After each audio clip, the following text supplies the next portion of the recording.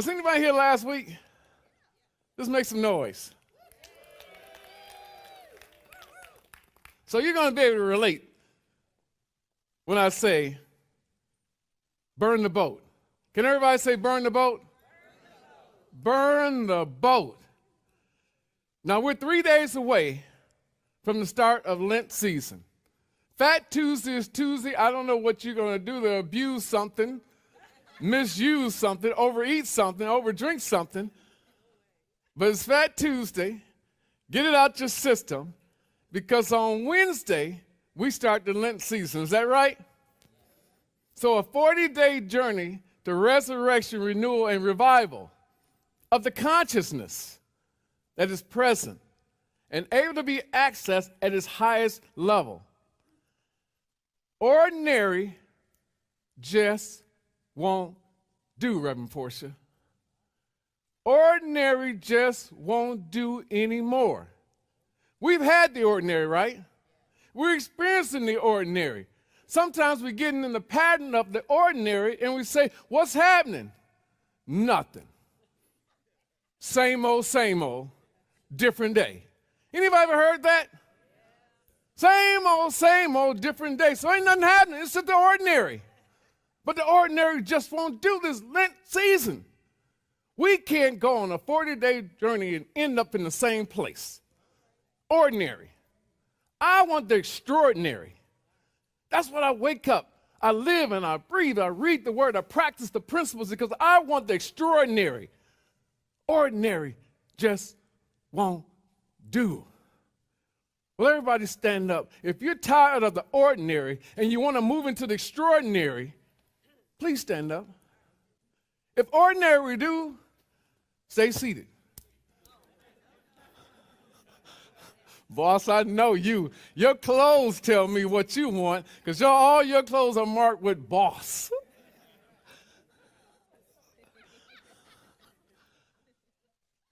So this is about a transformation. I was so excited last night when I finished the message early. I said, stop. Send it to Brett. It was early in the morning, wasn't it, when you got it? Wasn't my usual 7 o'clock, 7:15, 7:20. 4 o'clock in the morning. I'm so excited. This whole idea of the Lent season, Michael, 40 days of a journey. But the idea of ordinary just won't do. It's the extraordinary that I want and I know you want. And so can we say this affirmation like we're about to enter and totally commit to a 40-day journey where at the end of that journey, the extraordinary becomes a way of living, a way of life. So can we say this together? Go on my cue. Because your way just won't do. I'm leaving behind what no longer serves me. I'm walking into my freedom and my faith. I'm stronger than my struggles, greater than my fears. My exodus has already begun. You know how I already know it's begun? I prophesied that you would stand and say, ordinary just won't do. I want the extraordinary. And so the Exodus has already begun. You may be seated. Imagine for a moment, Moses is standing in front of Pharaoh. Everybody knows who Moses is, right? Everybody knows who Pharaoh is, right? So Moses is standing in front of Pharaoh, the most powerful ruler in the land. Pharaoh's kingdom is vast. Pharaoh's army is huge and deep. Pharaoh has a grip on the Israelites, and it's unshakable. And it seems to be a grip that just will not release. But God speaks to Moses and says something that just flips the entire situation and circumstances in a different direction. God says to Moses, I have made you God over Pharaoh. It's right there in Exodus. Can we say Exodus? Exodus means what? Leave. Exit. Look for the exit sign and go. We can't be here anymore. It's not a good space and time for us to remain in this situation, in this circumstance. Exit. Find the nearest exit. And they tell you on the plane when they say, we're about to take off, but before we take off, let me give you some rules. If there's a situation where we become paralyzed to do what we want to do, look for the light and then look for the exit row and exit in an orderly fashion. Exodus. Can we say Exodus? Can we say, I am a God over my Pharaoh? H. Emily Cady, a New Thought voice from the past, said, our part is not to force things to happen, but to recognize that truth already is. Can we just say is? It is what it is. And it is so. Now, look at that. The work is not in the doing, she says, it's in the knowing. The question is, are you in the know? Do you know what I know about the potential of consciousness at its highest level? Peak performance, higher consciousness level. Maybe you do, maybe you don't. But we need to break the spell of Pharaoh. But who is Pharaoh? Becomes the question. Pharaoh is the false ruler in your mind. Can we say that? Pharaoh is the false ruler in my mind. Pharaoh speaks to you. Pharaoh tells you you can't. Pharaoh speaks to you and tells you in a whisper, you're not enough. Pharaoh is limitation saying you'll never make it. Anybody ever hear those voices in your head? Pharaoh is that voice that appears in the worst circumstances. Just when you're ready to start that business, Pharaoh's voice comes into your head. Who are you to start a business? You can't manage the packages that come from Amazon, and there you are talking about starting a business.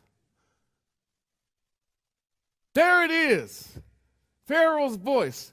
Just when you say, I'm going to test out this faith thing, I'm going to totally commit to this faith thing, and then Pharaoh's voice and say, you know those principles can't work. You know 1 million people who go to church and their life never changes. So what's going to be different for you? Pharaoh's voice is always that voice that's saying, this is the year that I'm going to make change happen. A change is going to come, and then that voice comes in and say, this is going to be just like last year. This is a continuation of a drama story that turns out bad. You're not going to have a happy ending. It's Pharaoh's voice. So what do we do with Pharaoh's voice? When we hear the diagnosis and we start to take on the attributes, the characteristics of the diagnosis, what if we claim our identity to the diagnosis? You know what I'm talking about. We do it all the time. We go to the doctor says the test results are your leg is broke. All of a sudden, years later, you say, you know, I got a bad leg. Arm was broken 19 years ago. You know, I got the bad arm. Or they say you got high blood pressure, and so you claim, you say, you know, I got sugar. Anybody ever heard that? High blood pressure, we call it sugar in our neighborhood. I got a touch of sugar. And so it's in that moment that Pharaoh becomes our identity, not just a voice. And we start to live it out. You ever heard a man, I should say a woman, looking in a mirror, and all of a sudden, all he or she sees is this distorted view of self, a broken reflection of self, cracks in the face, staring back at him or her in the mirror. And all of a sudden, after days and days of going to that mirror, he starts to believe, I'm not whole, I'm not well, I'm broken, and starts to glue the pieces of the cracks together, starts to put on makeup over the cracks to cover up their identity that's not so appealing. Rearranges everything on the counter, thinking it'll give a better angle of self. That mirror is the Pharaoh that we continue to look at every day. And every time we look in that mirror, we don't see what we want to see. Anybody in that same boat with me? But sometimes you look in the mirror and you don't see the person that you want to see. And so we try to cover it all up. It's the old mindset telling you you're not enough. It's the old mindset to say the thing that broke you before is breaking you over and over again. It won't allow you to move forward, even though the path could change. But you need to say, God is calling me to a higher level. God is telling me to step away. God is telling me to head for the exit.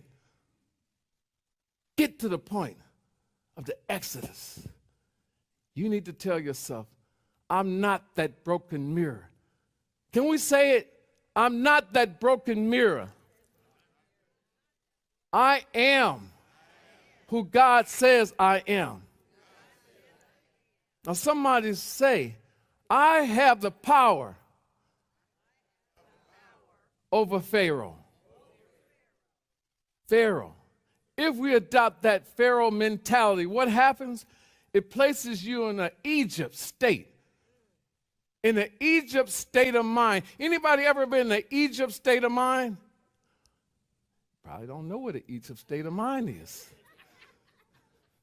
Premature in asking the question. So let me tell you what the place of Egypt is like. It's a temporary state where I'm blind. I can't see clearly. It's a temporary state where I'm lame. I'm paralyzed to make the moves that I want to move. I'm paralyzed to get up and go where I want. I'm paralyzed to go to the exit, even though the sign is there. I can't hear clearly. Anybody ever asked you, did you hear me? Do you hear me? Do you hear me clearly? I've been asked that so many times. But here it is. What is Egypt? It's us stuck in the place of old habits. It's us buying into the lie of lack. It's us making the uneducated decision that I can't change. I've been doing what I've been doing for so long that it's part of my identity. I'm used to doing what I'm used to doing, and so now the circumstances, the situation that sticks with my life every second. But I want out. I want to make an exodus from the ordinary into the extraordinary. Is anybody here really and truly in that space? Well, I want to move from the ordinary into the extraordinary. Will you just clap? So in that scenario, in that mindset, there's a voice that keeps pricking at your mind, pricking at your thoughts, pricking at your words, and it keeps saying, come out of Egypt, come out of Egypt, come out of Egypt. It's time to make the exit. And so we need this exit strategy, right? If we're going to make an exit, we need an exit strategy. It's only fitting that we're going to make an exit from some place that we've exercised in so long that we need an exit strategy, right? Right? It's only fair.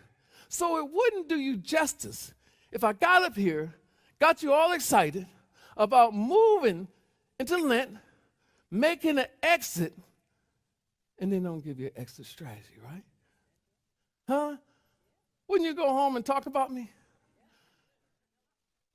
Wouldn't you go home and say some bad things about me? A few of you would come up and say, Reverend Glenn, you skipped a step. You didn't offer us any medicine. You gave us a diagnosis, a prognosis, but you didn't give us any medicine. How dare you? That ain't right. And so let's make it on to it. H. Emily Cady says, the only real battle is within us. The battle between faith and fear, between truth and false belief. The only Pharaoh you need to overcome is the one in your own consciousness. That's the message. You need to take a picture of that. Because when you forget who you are and whose you are, you need to reference it to say, the only real battle that I'm fighting, it's not my spouse. It's not my significant other.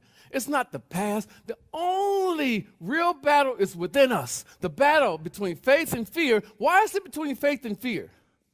Because there are opposites. You can't have faith and have fear. You know, it's like being a little bit pregnant.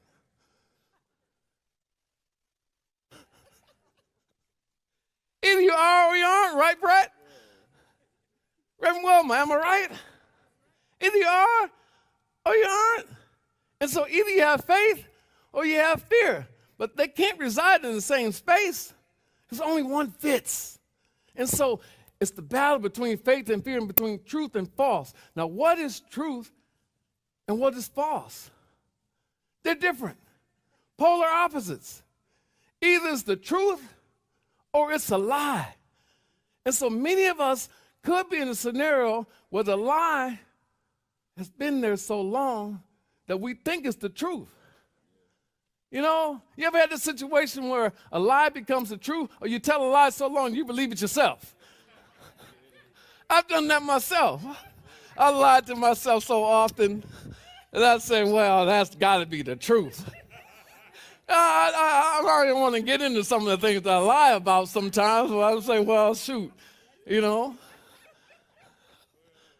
Stuff that I hear about you can change, about what you do, what you believe, where you go. But then I keep on doing it and I just say, well, that's just who I am. You ever say that? That's just who I am.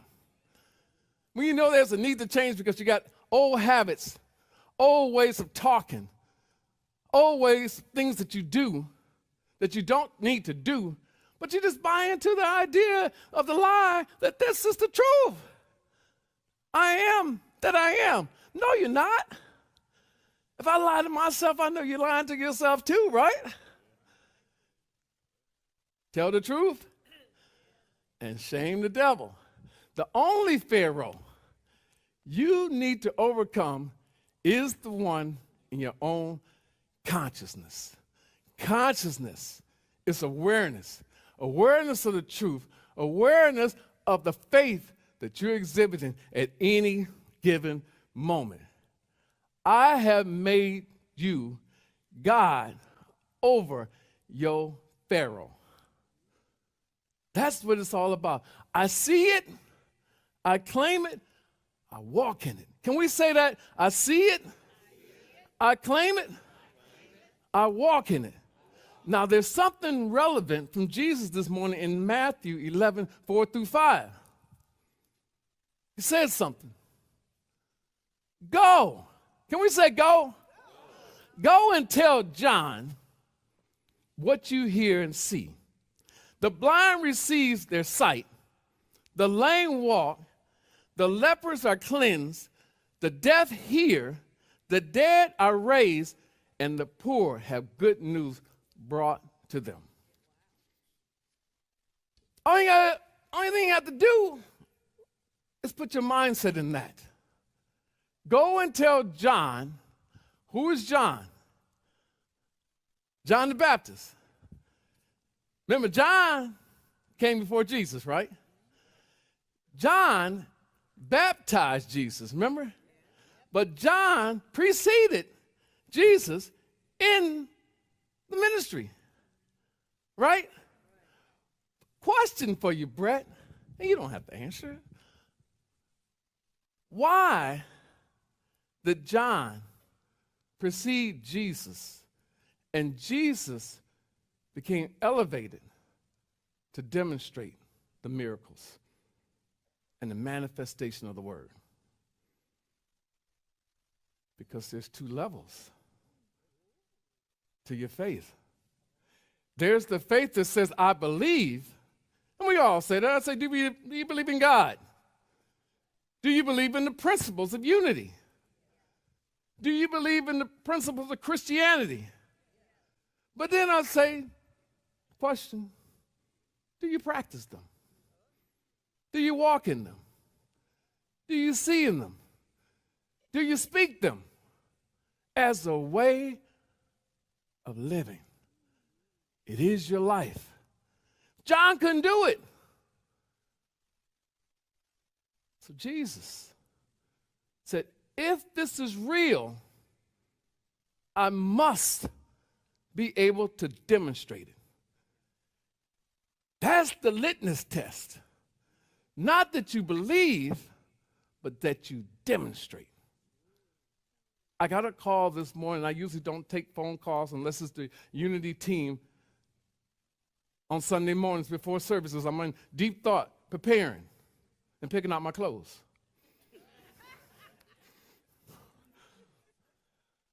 Because if I don't look decent, Leah will be like, what you got on this morning?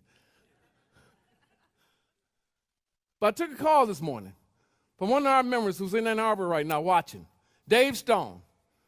And Dave said, I burnt my boats. I'm ready to move on.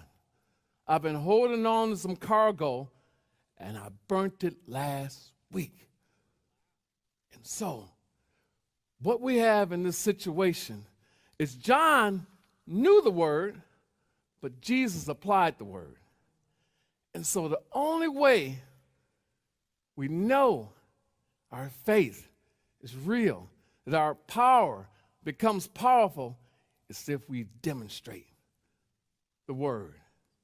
If we demonstrate the principles. And so I come to this state of mind where here we are, 3 days from the Lent season. And so the transformation begins. Can everybody say the transformation begins with me, in me, through me, because of me, now. And so we get to this point. Exodus is now.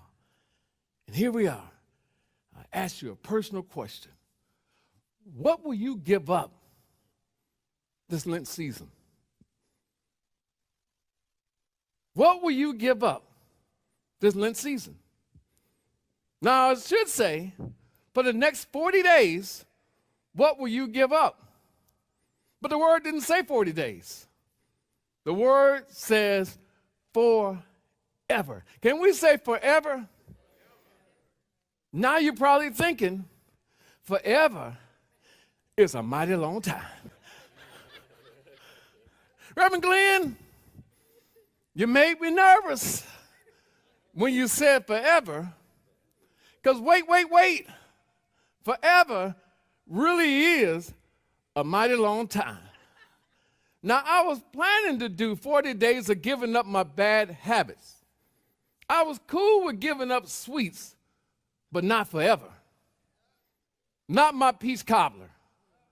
Not my potato chips. I was ready to pray more, but not give up my petty arguments when necessary, because I have a reputation of calling people out when they need to be called out. Anybody like that? You just think, I'm going to tell it like it is. A lot of sisters say, well, Reverend Glenn, you know where my heart is, but sometimes I have to tell them off and tell them like it is. Reverend Glenn, I was fine with the 40 days of giving up TV and social media, which are forms of procrastination for me, but not forever. But I know Isaiah 43:19 says, behold, I am doing a new thing. Do you perceive it? This 40-day period is a chance for you to perceive what's possible. What's your true potential? And that idea of last week, I'm not going back. A continuation. Burn the boat. Give it up. For 40 days? No. Forever.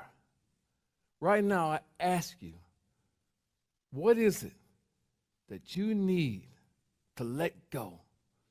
What are the thoughts? What are the words? Where are the places that you go that you don't need to go anywhere again? What are the words that you're speaking that don't elevate your mind? And we ask you, what are you willing to surrender and never go back to? Forever really is a mighty long time. But forever is the requirement to be like Jesus. So you may be sitting there and saying, I don't know. But I know. This Lent season is about a transformation. And that Lent is an acronym this morning that allows us to transform. This is the medicine after the diagnosis, after the prognosis.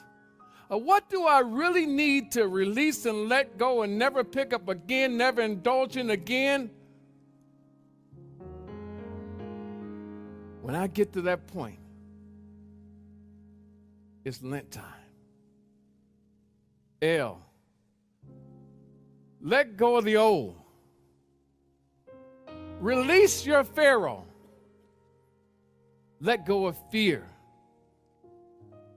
and step into faith. E, elevate your faith. God has made you a God over your Pharaoh. Believe it. Believe in the word. It is so. N, nurture your spirit. Fast from doubt, from fear, from limitation. Just put yourself on a total fast away from those things. I won't indulge in them anymore. Feed your soul with prayer and positive affirmations. Every time those words, those thoughts of limitations, of lack, enter into your consciousness, into your words, your conversations, just say, no, I am God over my Pharaoh. And that T, transform your life. You're stepping into a new thing God is doing. Walk to that exit sign and make your exodus. Can we all stand for an affirmation?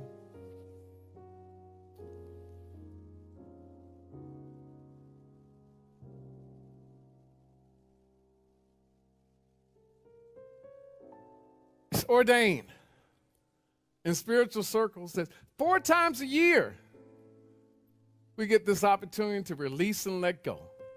We call it different things, Brett, but it's still those times, 4 times a year, where we're officially allowed to release and let go. We went through one already. Went through the burning bowl ceremony. Remember that? We wrote down what we were going to release and let go. We brought it up. We put it in the bowl, and we said, this is it. 1 quarter. 1 out of 4 times.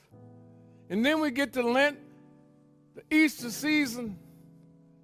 We're offered the opportunity, once again, to say, there are things I still need to release and let go. To walk among the past and say, never again. It's memories. All there are these things you need to walk on by and say bye-bye.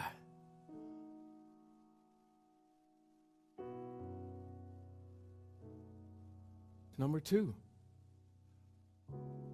I'm not even going to give you 3 and 4. Because I don't want you to hold on to anything that requires the necessity of you waiting until the 3rd opportunity, the 4th opportunity. Do it now. Can we say now? Why not do it now? Ask your neighbor, why not now?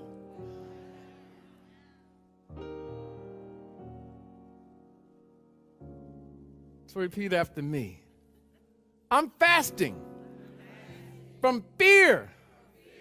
I'm feasting on faith.